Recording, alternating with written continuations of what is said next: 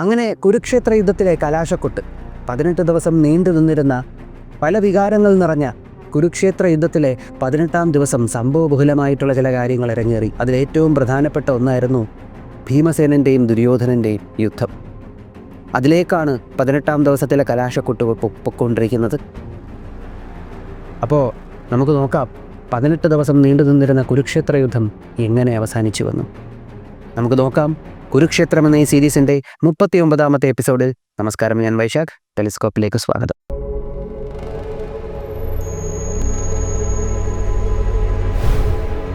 തൻ്റെ മാതുലൻ വധിക്കപ്പെട്ടത് കണ്ടുടനെ തന്നെ ദുര്യോധനൻ നിശ്ചലനായി ഇവിടെ നിന്നു. ദുര്യോധനൻ ഉടനെ ചുറ്റിനും നോക്കി. തൻ്റെ സൈന്യം മുഴുവനും നശിച്ച് നാമാവിശേഷമാകുന്നത് ദുര്യോധനൻ കണ്ടു. ദുര്യോധനൻ ചിന്തിച്ചു, ഇനി ഇവിടെ നിന്നിട്ട് കാര്യമില്ല. ഈ യുദ്ധഭൂമിയിൽ നിന്ന് പിൻവാങ്ങിയേ മതിയാവുകയുള്ളൂ. ഈ സമയം 2000 രഥങ്ങൾ, 700 ഗജങ്ങൾ, 5000 കുതിരകൾ, 10,000 കാലാൾ പടയാളികൾ, ഇത്ര മാത്രമായിരുന്നു പാണ്ഡവപക്ഷത്തുണ്ടായിരുന്ന സൈന്യം. കൗരവപക്ഷത്തോ സർവനാശം, ഒന്നും ബാക്കിയില്ല. 3 മഹാരഥന്മാർ.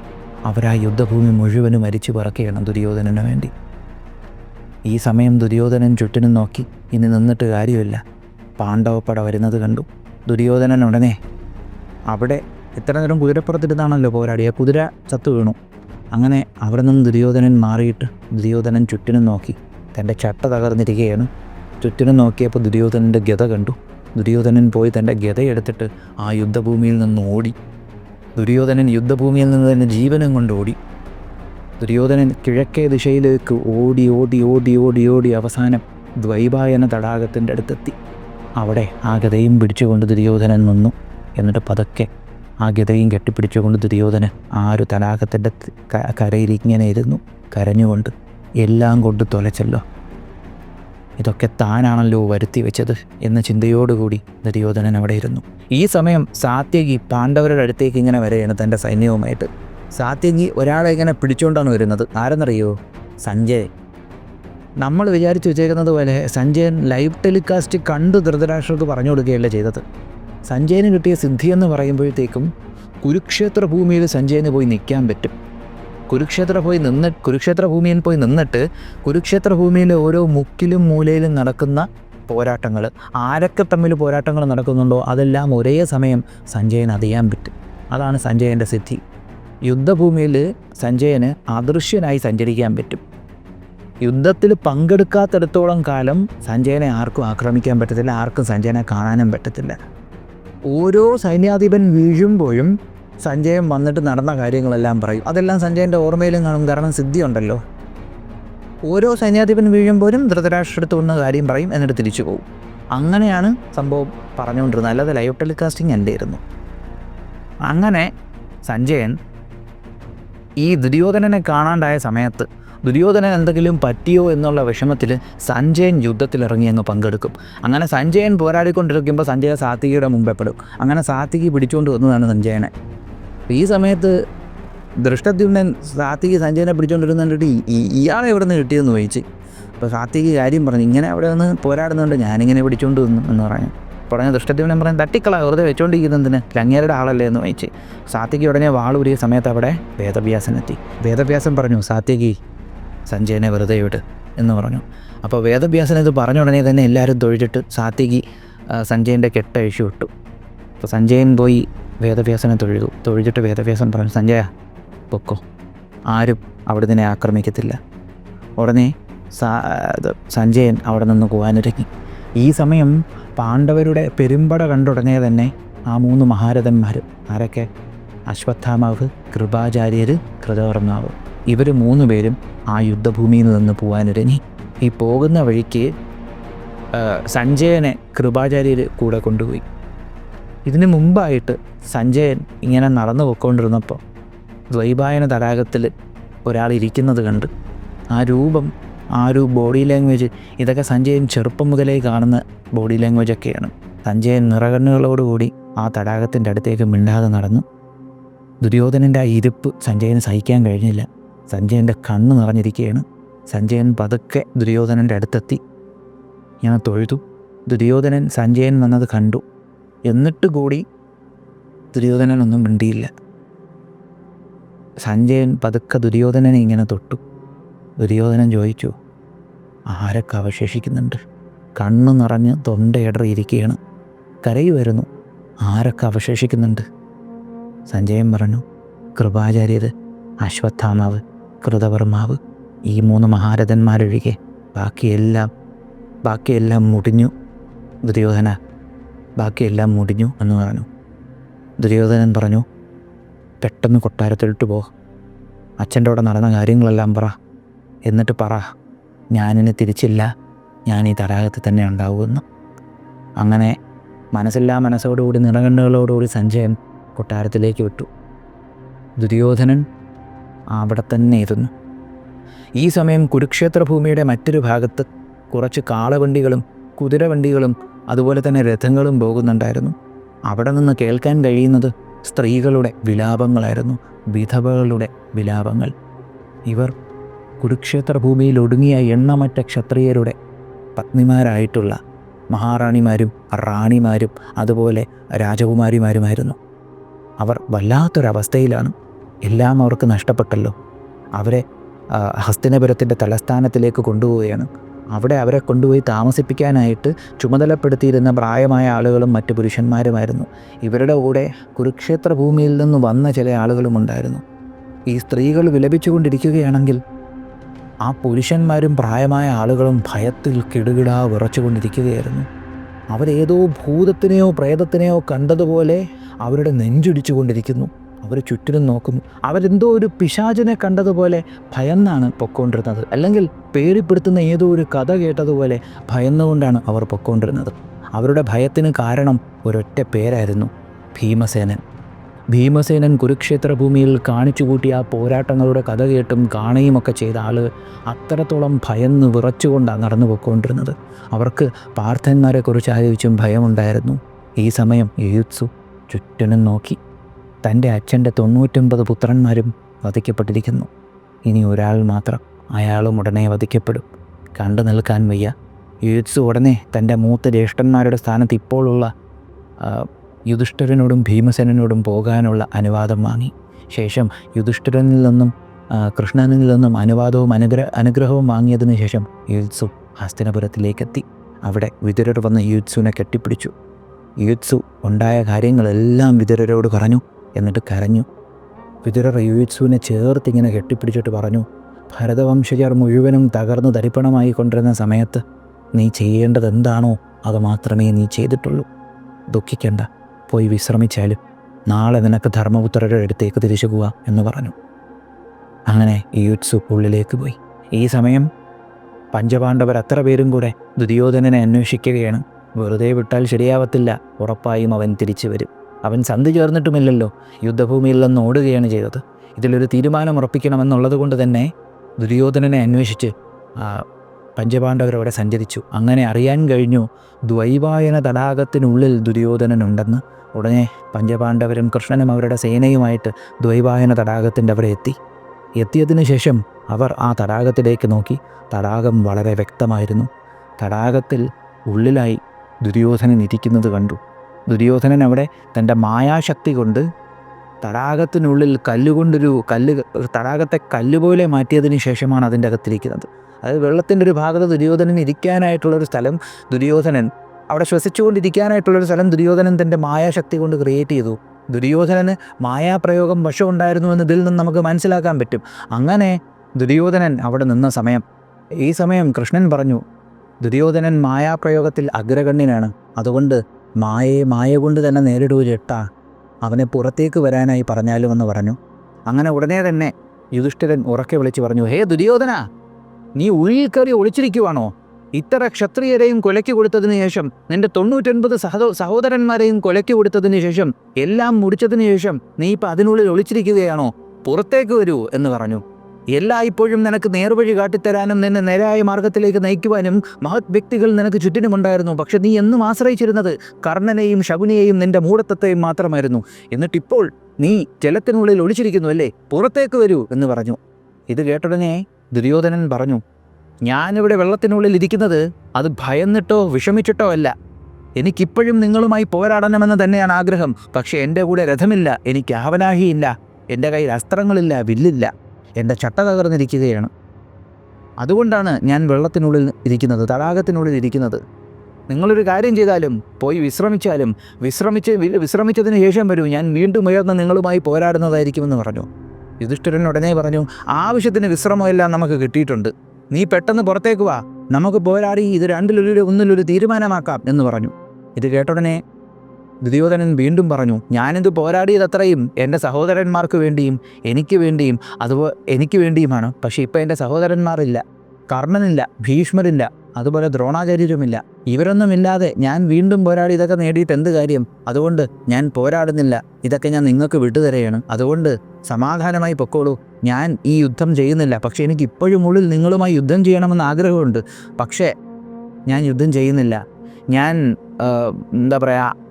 മാനിൻ്റെ തോലും പുതച്ച് നിങ്ങൾ പോയതുപോലെ വനവാസത്തിന് പൊക്കോളാം. നിങ്ങൾ ഈ ഒരു ദേശം ആസ്വദിച്ചോളൂ, ഈ ഭൂമി നിങ്ങൾ ഭരിച്ചുകൊള്ളൂ എന്ന് പറഞ്ഞു.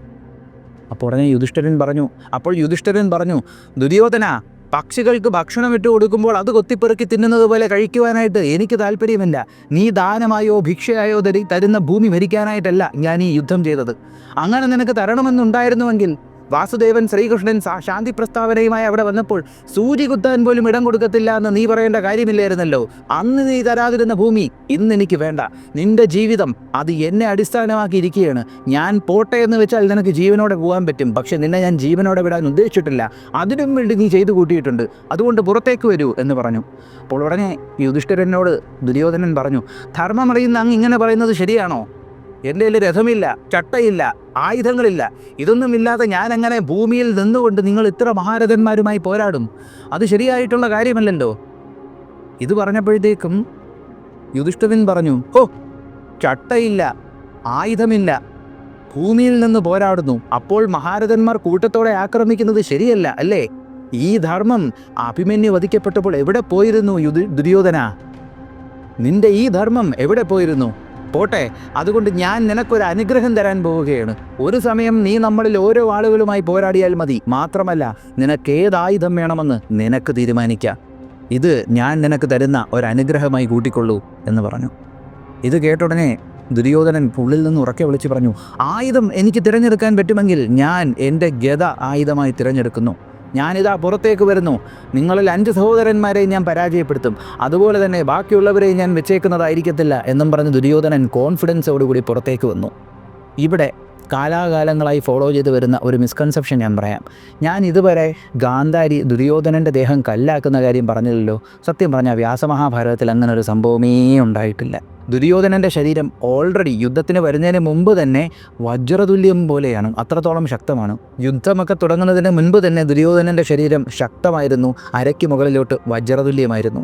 സത്യം പറഞ്ഞാൽ അത് വജ്രതുല്യമാക്കിയത് ഗാന്ധാരിയല്ല, ചില രാക്ഷസന്മാരുടെ തപസ്സിലൂടെ പരമശിവൻ്റെയും ശ്രീപാർവതി ദേവിയുടെയും വരപ്രസാദത്താലാണ് ദുര്യോധനൻ്റെ അരയ്ക്ക് മുകളിലോട്ട് വജ്രതുല്യമായത്.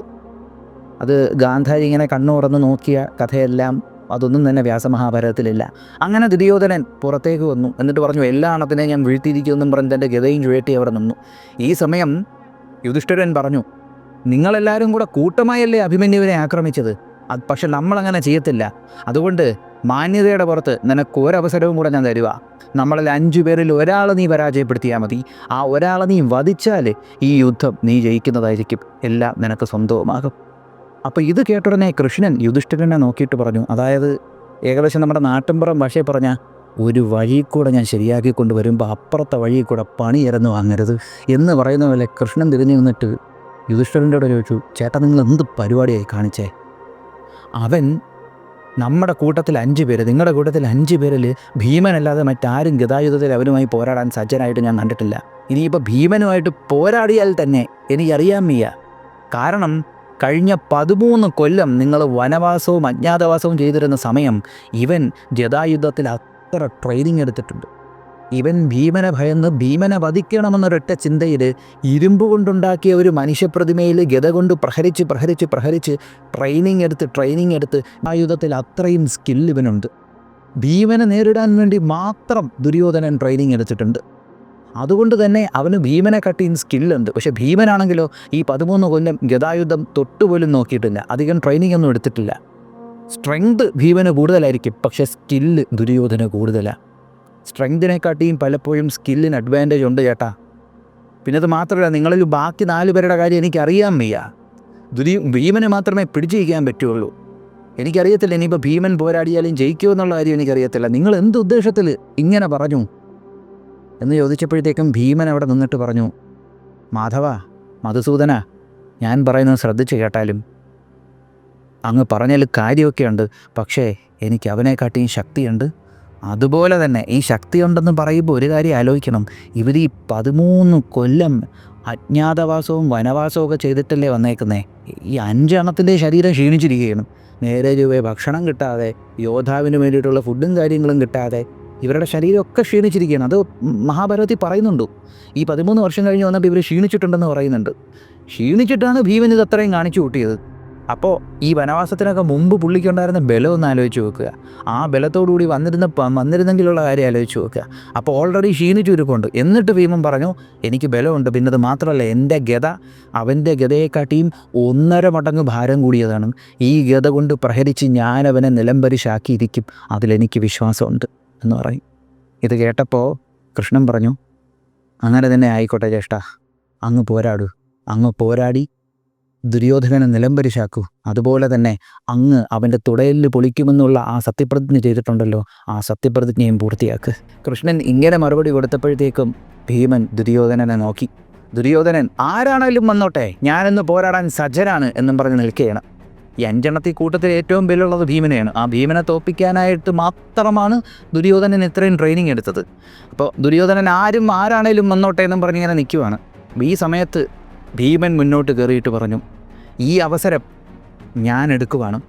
എൻ്റെ ജ്യേഷ്ഠനെയും എൻ്റെ സഹോദരന്മാരെയും പ്രതിനിധീകരിച്ചുകൊണ്ട് ഇവനെ നേരിടാനുള്ള അവസരം ഞാൻ സ്വീകരിക്കുന്നു എന്ന് ഭീമൻ പറഞ്ഞു. നമ്മൾ പല സ്ഥലങ്ങളിലും കേട്ടുവരുന്നൊരു കഥയുണ്ട്, ദുര്യോധനനാണ് ഭീമനെ തിരഞ്ഞെടുത്തതെന്ന്. വ്യാസമഹാഭാരതത്തിൽ അങ്ങനെയല്ല.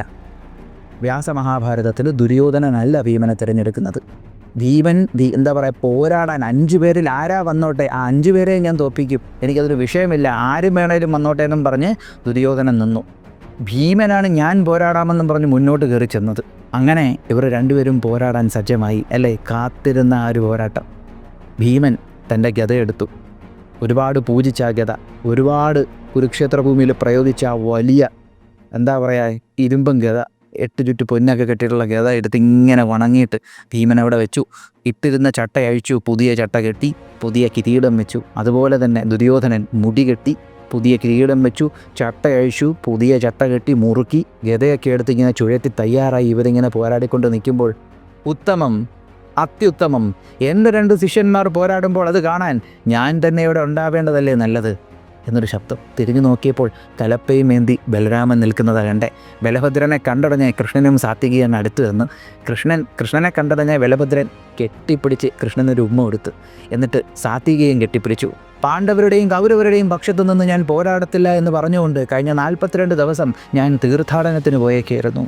തീർത്ഥാടനം കഴിഞ്ഞിരുന്ന സമയത്താണ് നാരദമുനി എന്നോട് വന്ന് പറയുന്നത്, എൻ്റെ 2 ശിഷ്യന്മാരും ഇവിടെ പോരാടാൻ പോവുകയാണെന്ന്. കുരുക്ഷേത്ര ഭൂമിയിൽ ഇറങ്ങേറിയ കാര്യങ്ങൾ കുറച്ചൊക്കെ ഞാൻ അറിഞ്ഞു. നിങ്ങൾ 2 പേരുടെയും പോരാട്ടം നേരിട്ട് കാണാനാണ് ഞാൻ വന്നിരിക്കുന്നത് എന്ന് ബലഭദ്രൻ പറഞ്ഞു.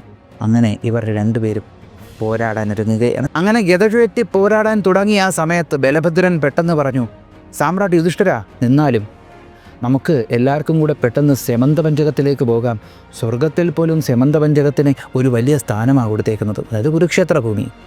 സെമന്തപഞ്ചകത്തിൽ വെച്ച് തന്നെ നമുക്ക് പോരാടാം എന്ന് പറഞ്ഞു. കാരണം സെമന്തപഞ്ചകത്തിൽ വെച്ച് യുദ്ധം ചെയ്ത് ആരവിടെ വധിക്കപ്പെട്ടാലും അവർ സ്വർഗത്തിലോട്ട് പോകും. അപ്പോൾ അത് ഒരു വരദാനമാണത്. ഈ ഒരു കുരുക്ഷേത്ര ഭൂമിയിൽ വെച്ച് ആര് യുദ്ധം ചെയ്ത് വധിക്കപ്പെട്ടാലും അവർക്ക് സ്വർഗം കിട്ടും. അതൊരു വരദാനമാണ് കുരുക്ഷേത്ര ഭൂമിക്കുള്ളത്. അങ്ങനെ അല്ലാതെ നമ്മൾ പല സ്ഥലത്തും കേട്ടിട്ടുള്ളതും കണ്ടിട്ടുള്ളതും പോലെ ദ്വൈവായന തടാകത്തിൻ്റെ അടുത്ത് വെച്ചല്ല ഭീമനും ദുര്യോധനനും പോരാടിയത്.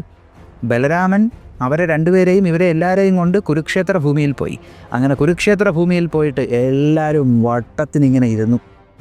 അവിടെ എന്താ പറയുക, രഥമൊക്കെ മാറ്റി എല്ലാവരും അങ്ങോട്ടൊക്കെ വെച്ച് കുതിരപ്പുറത്തുനിന്നൊക്കെ ഇറങ്ങി ഗജസൈന്യത്തിനെയൊക്കെ അങ്ങോട്ട് മാറ്റി എല്ലാവരും വന്നിങ്ങനെ വട്ടത്തിന് നിന്ന് കണ്ടുകൊണ്ടിരിക്കുകയാണ്. ഈ സമയം ദുര്യോധനൻ അകത്ത് ഗദ ചുഴറ്റി ഇങ്ങനെ നടക്കുന്നു, ഭീമസേനൻ ഇങ്ങനെ ഗദ ചുഴറ്റി നടക്കുന്നു.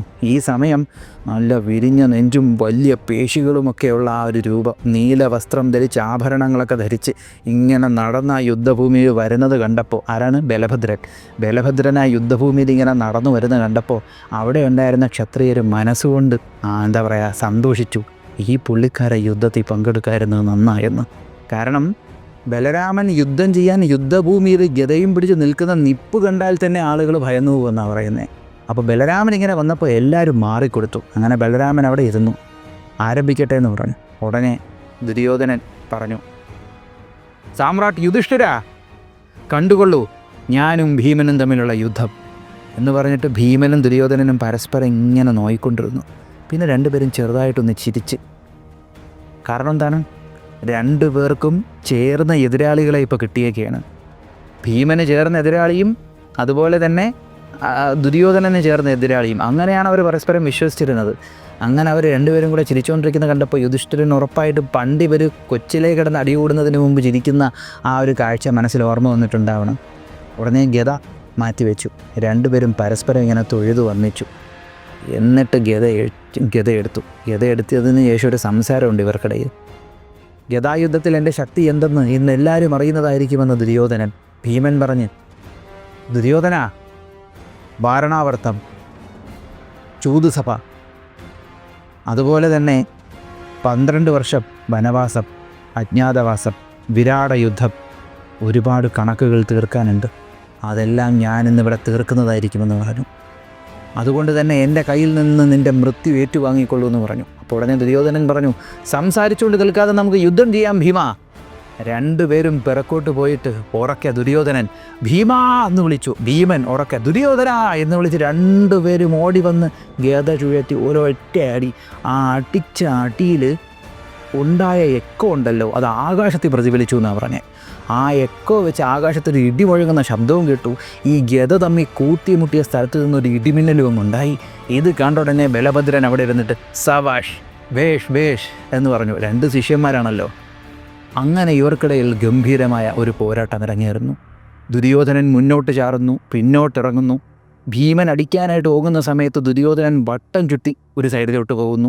അങ്ങോട്ടടിക്കാൻ ഭീമൻ വീശുമ്പോൾ ദുര്യോധനൻ നിലത്തൂടെ കറങ്ങി അപ്പുറത്ത് പോകുന്നു. ഭീമനെ ഒരു സൈഡിൽ നിന്ന് പ്രഹരിച്ചു. ദുര്യോധനനെ ഉടനെ തിരിഞ്ഞ് ഭീമൻ മറ്റൊരു ഭാഗത്തൂടെ പ്രഹരിക്കാൻ നോക്കിയപ്പോൾ അവിടെ നിന്ന് ദുര്യോധനൻ ഒഴിഞ്ഞു മാറി. ദുര്യോധനൻ ഈ പ്രകടനങ്ങൾ കാണിച്ചുടനെ ഭീമനും തൻ്റെ എന്താ പറയുക ഫുഡ് മൂവ്മെൻറ്റുകൾ കാണിക്കാൻ തുടങ്ങി. അതായത് തറയിൽ മലക്കം മറിഞ്ഞു പോകുന്നു, സിഗ്സാഗ് സ്റ്റൈലിൽ മുന്നോട്ടും പിന്നോട്ടും കയറി ഇറങ്ങുന്നു, കാലുകൾ കൊണ്ട് പ്രത്യേക രീതിക്ക് മുന്നോട്ടും പിന്നോട്ടും കയറുന്നു, ഗദ കൊണ്ട് തമ്മിൽ ആക്രമിക്കുന്നു. പക്ഷേ ദുര്യോധനൻ ആദ്യം ഭീമനായിട്ട് നല്ല അടി കൊടുത്തു. പിന്നെ ഇവർക്കിടയിൽ പോരാട്ടം മുറുകി വരുന്നുണ്ട്. ആദ്യം എന്ന് പറയുമ്പോഴത്തേക്കും ഇവർ ഗദ വീശി ഇങ്ങനെ വന്ന സമയം ഭീമൻ ദുര്യോധനൻ്റെ വലത്തെ ഭാഗത്തൊരടി, ദുര്യോധനൻ അതേ സമയത്ത് ഗദ ചുഴറ്റി ഭീമൻ്റെ ഇടത്തെ ഭാഗത്തൊരടി. അങ്ങനെ അടിച്ച അടി കൊണ്ട് രണ്ടുപേരും പിറക്കോട്ട് പോയി. വീണ്ടും ഭീമൻ ഗദ ചുഴറ്റി വന്ന സമയം അപ്രതീക്ഷിതമായിട്ടുള്ളൊരു മോഷനിൽ ദുര്യോധനൻ പോയി. ഇതാണ് നമ്മൾ ശ്രദ്ധിക്കേണ്ട കാര്യം. നമ്മൾ പല സ്ഥലത്തും കാണുന്നത് ഭീമനെ അടിച്ച് നിലംപരിശാക്കുന്നു, ദുര്യോധനൻ ഇങ്ങനെ അനങ്ങാതെ നിന്ന് ഫൈറ്റ് ചെയ്യുന്നതാണ്. അങ്ങനെയല്ല, ദുര്യോധനന് നല്ല സ്പീഡായിരുന്നു ഫൈറ്റിങ്ങിൽ. കാരണം ഈ 13 കൊല്ലം പുള്ളിക്കാരൻ അത്ര ട്രെയിനിങ് എടുത്തിട്ടുണ്ട്. അതൊന്നും പലയിടങ്ങളിലും കാണിക്കുന്നില്ല. ദുര്യോധനൻ ഈ ഒരു ഡുവലിൽ, ഈ ഒരു ദ്വന്ദ്വയുദ്ധത്തിൽ ഗംഭീര സ്പീഡായിരുന്നു. അതായത് ഭീമൻ ഗദ കൊണ്ട് വീശുന്ന സമയത്ത് ദുര്യോധനൻ അവിടെ നിന്ന് മാറി ഭീമനെ മറ്റേ സൈഡിൽ അടിക്കുന്നുണ്ട്. അത്ര സ്പീഡിലാണ് ദുര്യോധനൻ മാറിക്കൊണ്ടിരിക്കുന്നത്. ദുര്യോധനെ പിടിച്ചാൽ കിട്ടുന്നില്ല. അത്ര ടെക്നിക്കുകളാണ് ദുര്യോധനൻ എക്സിക്യൂട്ട് ചെയ്തുകൊണ്ടിരുന്നത് അവിടെ. അങ്ങനെ ഭീമൻ ദുര്യോധന ഗദ കൊണ്ടിങ്ങനെ വീശാനൊരുങ്ങിയ ആ ഗ്യാപ്പിൽ അനായാസമായി ദുര്യോധനൻ ആ പ്രഹരത്തിൽ നിന്ന് ഒഴിഞ്ഞു മാറി ചാടി ഭീമനെ ഒരു സൈഡിൽ പ്രഹരിച്ചു. ആ പ്രഹരം കൊണ്ട് ഭീമൻ ആ സൈഡിലോട്ട് മാറി ചാടി എണീച്ച് ഭീമൻ ഗദ കൊണ്ട് വീശാൻ പോയ സമയത്ത് വീണ്ടും ദുര്യോധനൻ ആ ഗദയിൽ നിന്ന് ഒഴിഞ്ഞു മാറി ഭീമനെ വീണ്ടും പ്രഹരിച്ചു. അങ്ങനെ ഫസ്റ്റ് റൗണ്ടിൽ ദുര്യോധനനും ഭീമനും പോരാടിക്കൊണ്ടിരുന്നപ്പോൾ ഭീമന് ദുര്യോധനൻ്റെ കയ്യിൽ നിന്ന് നല്ലതുപോലെ കിട്ടിയിട്ടുണ്ടായിരുന്നു. പിന്നീട് ഭീമൻ ഗദ ചുഴറ്റി ദുര്യോധനൻ്റെ നേരെ വന്ന് വീണ്ടും ഇവർ ഗദകൾ തമ്മിൽ കൂട്ടിമുട്ടിച്ചപ്പോഴത്തേക്കും വീണ്ടും തീപ്പൊരികളും ഇടിമിന്നലുകളും ഉണ്ടാകുന്നു. അങ്ങനെ വീണ്ടും ചുഴറ്റി ഗദ ഒരടിയും കൂടെ അടിച്ചപ്പോൾ അതിൽ നിന്ന് ഒരു ഷോക്ക് വേവ് ഉണ്ടായിട്ട് അത് അടുത്തിരിക്കുന്ന ആളുകൾ കുറേ പേരുടെ ദേഹത്ത് തട്ടിയായിരുന്നു. അങ്ങനെയായിരുന്നു ഇവരുടെ ഒരു ഫൈറ്റ്. സംഭവം എന്തെന്ന് വെച്ചാൽ ഭീമന് ദുര്യോധനനെ പിടുത്തം കിട്ടുന്നില്ല. എങ്ങനെയെന്ന് വെച്ചാൽ ഭീമൻ ദുര്യോധനൻ്റെ നേരെ ഗദയെടുത്ത് എറിഞ്ഞ സമയത്ത് ദുര്യോധനൻ അതിൽ നിന്ന് ഒഴിഞ്ഞു മാറി ഭീമൻ്റെ തലയ്ക്കൊരു അടിയടിക്കുന്നുണ്ട്. ആ അടിയടിക്കുന്ന സമയത്ത് ഭീമൻ അനങ്ങാതെ നിൽക്കുന്നതാണ് എല്ലാവരും റെസ്പെക്റ്റൊക്കെ ചെയ്യുന്നുണ്ട്. അടുത്തതെന്ന് പറയുമ്പോഴത്തേക്കും സത്യം പറഞ്ഞാൽ ഞാൻ ഓൾറെഡി ഭീമൻ്റെയും ദുര്യോധനൻ്റെയും ഒരു പോരാട്ടം ചെയ്തിട്ടിട്ടുണ്ട്. അതിൻ്റെ ലിങ്ക് കമൻറ്റിൽ കൊടുത്തിട്ടുണ്ട്. അത് ഒരു 22 മിനിറ്റ് 20 സെക്കൻഡിന് ശേഷം കണ്ടു നോക്ക്. അതിൽ മെൻഷൻ ചെയ്തിട്ടില്ലാത്ത ചില കാര്യങ്ങളാണ് ഇവിടെ പറയുന്നത്. അത് വിട്ടുപോയ ചില കാര്യങ്ങളാണ് ഇവിടെ പറയുന്നത്. അങ്ങനെ തലക്കടിച്ച് അടിക്കുന്നുണ്ട്. അതിനുശേഷം അതിന്ന് ഭീമൻ റിക്കവർ ചെയ്ത് വീണ്ടും ഗദയെടുത്ത് എറിയുമ്പോഴത്തേക്കും അതിന്നും ഒഴിഞ്ഞു മാറി ചെറുതായിട്ട് ഭീമനെ ഒന്ന് പറ്റിച്ച് ഡിസീവ് ചെയ്തിട്ട് ഭീമനെ വീണ്ടും ആക്രമിക്കുന്നുണ്ട് ദുര്യോധനൻ. അപ്പോൾ ടെക്നിക്കാണ് ദുര്യോധനൻ ഉപയോഗിക്കുന്നത്. അത്രയും ഭീമനെ ട്രെയിനിങ് ഇല്ലാത്തതിൻ്റെ കുറവ് നല്ലതുപോലെ ആദ്യം കാണിക്കുന്നുണ്ട്. പിന്നെ ആ ഒരു വീഡിയോയിൽ എനിക്കൊരു മിസ്റ്റേക്ക് പറ്റുന്നുണ്ട്. ദുര്യോധനൻ്റെ കയ്യിൽ നിന്ന് ഗദ തെറിച്ച് പോകുന്നു എന്ന് പറയുന്നുണ്ട്. ഗദ തെറിച്ച് പോകുന്നില്ല, അത് ഭീമൻ ഗദയെടുത്ത് എറിഞ്ഞത് ഞാൻ തെറ്റി പറഞ്ഞതാണ്. അങ്ങനെ ഭീമൻ ഗദയെടുത്ത് വീണ്ടും എറിയുന്ന സമയത്ത് അതിന്നും ദുര്യോധനൻ ഒഴിഞ്ഞു മാറുന്നുണ്ട്. ഭീമൻ വീണ്ടും ഗദയെടുത്തതിന് ശേഷം ദുര്യോധനനെ പ്രഹരിക്കുന്നുണ്ട്. പിന്നെ അതിൽ പറയാത്ത മറ്റൊരു കാര്യം കൂടെ ഉണ്ട്. ദുര്യോധനനെ ഭീമൻ പ്രഹരിക്കുമ്പോൾ ദുര്യോധനൻ നിലത്ത് കിടന്ന് വിറയ്ക്കുന്നുണ്ട്. എന്നാൽ അത് എണീച്ചതിന് ശേഷം ദുര്യോധനനെ നേരെ വീണ്ടും ഭീമൻ ഗദ വീശുന്ന സമയത്ത് ദുര്യോധനൻ അനായാസമായി അതിൽ നിന്ന് ഒഴിഞ്ഞു മാറി വട്ടം തിരിഞ്ഞു വന്ന് ഭീമൻ്റെ ദേഹത്ത് ഒരൊറ്റ അടിയടിയുന്നുണ്ട്. ആ അടി ഭീമന് ശരിക്കും കൊണ്ടു. ഇത്രയും നേരവും കൊണ്ടതിൻ്റെ കൂട്ടത്തിൽ ആ അടിയും കൂടെ ഭീമന് കൊണ്ടപ്പോൾ ഭീമൻ്റെ ബോധം പോയി ഭീമനും നിലത്ത് വീഴുന്നുണ്ട്. അത് ഞാനതീ പറയാൻ വിട്ടുപോയി. ഭീമനും അടി കൊണ്ട് നിലത്ത് വീഴുന്നുണ്ട്. അടി കൊണ്ട് നിലത്ത് വീണതിന് ശേഷം ഭീമൻ നിലത്ത് വീണപ്പോൾ അവിടെ എന്താ പറയുക, ആകാശത്ത് ഈ യുദ്ധം കാണാൻ വന്നിരിക്കുന്ന ആളുകളിൽ ചിലർ വിലപിച്ചു എന്നാണ് പറയുന്നത്. ആ ഒരു അടി കൊണ്ടതിന് ശേഷം ഭീമൻ എണീച്ചു. വീണ്ടും ഭീമൻ എണീക്കുന്നുണ്ട്. വീണ്ടും ഇവർക്കിടയിലെ പോരാട്ടങ്ങൾ ഇങ്ങനെ മുറുകി പൊയ്ക്കൊണ്ടിരുന്നു. ഇവിടെ ടെക്നിക്കൽ സുപ്പീരിയറായി നിന്നത് ദുര്യോധനനായിരുന്നു. അതുപോലെ തന്നെ ഈ ഗദായുദ്ധത്തിൻ്റെ കാര്യത്തിൽ ടെക്നിക്കുകളിൽ ഭീമൻ കുറച്ച് സുപ്പീരിയറായിട്ട് നിൽക്കുന്ന ഒരു ടെക്നിക്കുണ്ട്. ഗദ എടുത്ത് എറിയുന്ന പരിപാടിയിൽ ദുര്യോധനൻ ഫൈറ്റ് ചെയ്ത് ഭീമനെ കൊണ്ട് ഗദ എറിയിപ്പിക്കുന്നുണ്ട്. ആ എറിയുന്ന ഗ്യാപ്പിൽ ഭീമന് കൊടുക്കേണ്ട നല്ല അടി ദുര്യോധനൻ കയറി കൊടുക്കുന്നുണ്ട്. അതെല്ലാം ദുര്യോധനൻ്റെ ടെക്നിക്കുകളാണ്. അതായത് ഒരു പ്രത്യേക രീതിക്ക് ആക്രമിച്ചാൽ ഭീമൻ ഗദ എറിയുന്ന സിറ്റുവേഷൻ ഉണ്ടാക്കാം. അങ്ങനെ ആക്രമിച്ച് ദുര്യോധനൻ ഗദ എറിയുന്ന സിറ്റുവേഷൻ ഉണ്ടാക്കിയിട്ട് ഭീമനെ കൊണ്ട് ഗദ എറിയിപ്പിക്കും. എന്നിട്ട് ദുര്യോധനൻ വട്ടം ചുറ്റി വന്ന് ഭീമനെ നല്ല പോലെ പ്രഹരിക്കുന്നുണ്ട്. അങ്ങനെ 2 തവണയാണ് ദുര്യോധനൻ ഭീമൻ്റെ തലയ്ക്കടിക്കുന്നത്. അതിൽ 2ാമത്തെ തവണ തലയ്ക്കടിക്കുമ്പോൾ ഇവിടെ ഭീമസേനൻ പ്രയോഗിച്ചൊരു കാര്യം ഞാൻ പറഞ്ഞിട്ടില്ല, അതുകൂടെ പറയുവാണ്. 2ാമത് ദുര്യോധനൻ ഭീമസേനനെ കൊണ്ട് ഗദ എറിയിപ്പിച്ചിട്ട് ഭീമസേനൻ്റെ തലയ്ക്കടിക്കുമ്പോഴത്തേക്കും നല്ലതുപോലെ ചുമന്നു തല മുഴുവനും. കിരീടമൊക്കെ പൊട്ടിപ്പോയി. അപ്പോൾ ഭീമൻ ഈ സമയത്ത് നല്ല പണി കിട്ടി. പക്ഷെ ഭീമനത് മുഖത്ത് കാണിച്ചില്ല. അപ്പോൾ ഭീമൻ ഈ അടി കിട്ടിയത് മുഖത്ത് കാണിക്കാതിരുന്നപ്പോൾ ദുര്യോധനൻ വിചാരിച്ചു, ഓക്കെ, ഇവന് പ്രശ്നമൊന്നും ഉണ്ടായിട്ടില്ല, വെയിറ്റ് ചെയ്യാം, ഇവൻ ആയുധമെടുത്ത് തന്നെ തിരിച്ചടിക്കട്ടെ. കാരണം ഇപ്പം ഒരു നല്ല പണി കൊടുക്കുന്ന രീതിക്ക് ഒരു ഗദ കൊണ്ടൊരു അടി കൊടുത്താൽ അവനത് എഫക്റ്റായെന്ന് മനസ്സിലായ ഒരടിയും കൂടെ കൊടുത്താൽ അവനെ അവിടെ ഉറക്കാം. സത്യം പറഞ്ഞാൽ അങ്ങനത്തെ ഒരു അടിയാണ് ദുര്യോധനൻ ഭീമന് കൊടുത്തത്. പക്ഷേ ഭീമൻ അത് മനസ്സിലായി. ഭീമൻ അതുകൊണ്ട് തന്നെ വേദന മുഖത്ത് കാണിച്ചില്ല. വേദന മുഖത്ത് കാണിക്കാതിരുന്നപ്പോൾ ദുര്യോധനൻ വെയിറ്റ് ചെയ്തു, ഇപ്പം തിരിച്ചടിക്കുമെന്നും പറഞ്ഞ്. ആ ഗ്യാപ്പിൽ ഭീമസേനൻ തൻ്റെ വേദന മറന്ന് ഈ ഒരു വേദന റിക്കവർ ചെയ്യാനായിട്ടുള്ള റെസ്റ്റിംഗ് ടൈമായിട്ട് യൂസ് ചെയ്തു. ആ ഒരു സമയത്ത് ഭീമന് ദുര്യോധനനും കയറി അടിച്ചിരുന്നെങ്കിൽ കുറച്ചുകൂടെ ഭീമന് ഡാമേജ് ഉണ്ടാക്കാൻ പറ്റുമായിരുന്നു. അതിനുശേഷമാണ് ഭീമൻ ദുര്യോധനൻ്റെ മൂവ്മെൻറ്റുകൾ ഒബ്സർവ് ചെയ്യുന്നതും. അതായത് ഭീമൻ ദുര്യോധനൻ എങ്ങനെ മൂവ് ചെയ്യുമെന്ന് ഭീമന് മനസ്സിലായി. അങ്ങനെ മൂവ് ചെയ്താണ് തുടയിൽ തല്ലുന്നത്. അപ്പോൾ ഈ ഒരു മിസ്സായ കുറച്ച് ഭാഗങ്ങളാണ് ഞാനിവിടെ പറഞ്ഞത്. ഇപ്പോൾ ഓൾറെഡി ഭീമനും ദുര്യോധനനും തമ്മിലുള്ള പോരാട്ടം ഞാൻ ചെയ്തിട്ടുണ്ട്. അത് കമൻറ്റ് ബോക്സിൽ പിൻ ചെയ്ത് വെച്ചിട്ടുണ്ട്. ആ വീഡിയോ പ്ലേ ചെയ്ത് നോക്കുക. അതുപോലെ ആ വീഡിയോയുടെ ലാസ്റ്റിൽ 22 മിനിറ്റ് 20 സെക്കൻഡ് കഴിഞ്ഞതിന് ശേഷമാണ് ഈ ഒരു ഫൈറ്റ്, മെയിനായിട്ടുള്ള കോർ ഫൈറ്റ് അത് ഈ പറയുന്നത്. അപ്പോൾ അതിൽ മിസ്സായിപ്പോയ കുറച്ച് കാര്യങ്ങളാണ് ഞാനിവിടെ ചേർത്തത്. അപ്പോൾ ബാക്കി അത് പോയി കണ്ടോളൂ. അതുപോലെ തന്നെ ഒരു കാര്യം കൂടെ പറയട്ടെ. എന്തായാലും ഇപ്പം നിങ്ങൾ പോയി ദുര്യോധനൻ്റെയും ഭീമസേനൻ്റെയും യുദ്ധം ഞാൻ ഓൾറെഡി ചെയ്തിട്ടേക്കുന്നത് കാണും. അത് ലാസ്റ്റിലായിട്ടാണ് അതിൻ്റെ പ്ലേ ടൈമും കൂടെ ഞാൻ മെൻഷൻ ചെയ്തേക്കാം. അപ്പോൾ അത് കാണാൻ പോകുന്നതിന് മുൻപ് അടുത്ത എപ്പിസോഡ് കുരുക്ഷേത്രം സീരീസിൻ്റെ 40ാമത്തെ എപ്പിസോഡ് നമ്മുടെ ഈ സീരീസ് വൈൻഡപ്പ് ചെയ്യുന്ന എപ്പിസോഡാണ്. ആ സീരീസ് കുറച്ച് പ്രത്യേകതകളുള്ള സീരീസാണ്. അതിൽ കുറച്ചധികം ഇൻഫർമേഷൻസും കാര്യങ്ങളും ഒക്കെ വരുത്താൻ ഞാൻ ശ്രമിക്കുന്നുണ്ട്. മഹാഭാരതത്തിലെ ഒരു തന്ത്രപ്രധാനമായിട്ടുള്ള സംഭവത്തിൻ്റെ ഒരു കൺഫ്യൂഷൻ തിരുത്തുന്ന ഒരു എപ്പിസോഡാണ്. അപ്പോൾ അടുത്ത എപ്പിസോഡ് അശ്വത്ഥാമാവിൻ്റെ സ്പെഷ്യൽ എപ്പിസോഡ്, അത് വളരെ പ്രത്യേകതകളുള്ള ഒരു എപ്പിസോഡാണ്. അപ്പോൾ അതെന്തായാലും കാണണം. അത് അത്യാവശ്യം ലെങ്ത് ഉള്ളൊരു എപ്പിസോഡും ആയിരിക്കും. അപ്പോൾ ഈ ഒരു വീഡിയോ നിങ്ങൾക്ക് ഇഷ്ടമായെന്ന് വിശ്വസിക്കുന്നു. നിങ്ങളുടെ അഭിപ്രായങ്ങൾ കമൻറ്റ് ചെയ്തേക്കുക. നമ്മുടെ ചാനലിലേക്ക് നിങ്ങൾ ആദ്യമായിട്ടാണ് വരുന്നതെങ്കിൽ ഒന്ന് സബ്സ്ക്രൈബ് ചെയ്തേക്കുക. നമ്മുടെ ചാനലിലെ കണ്ടൻറ്റുകൾ നിങ്ങൾക്ക് ഇഷ്ടപ്പെടുന്നുണ്ടെങ്കിൽ നിങ്ങളുടെ ബന്ധുമിത്രാദികൾക്കും പറ്റുമെങ്കിൽ ശത്രുക്കൾക്കും ഒന്ന് അയച്ചു കൊടുക്കുക. മറ്റൊരു വീഡിയോയിൽ മറ്റൊരു കണ്ടൻറ്റുമായി കാണുന്നതുവരെ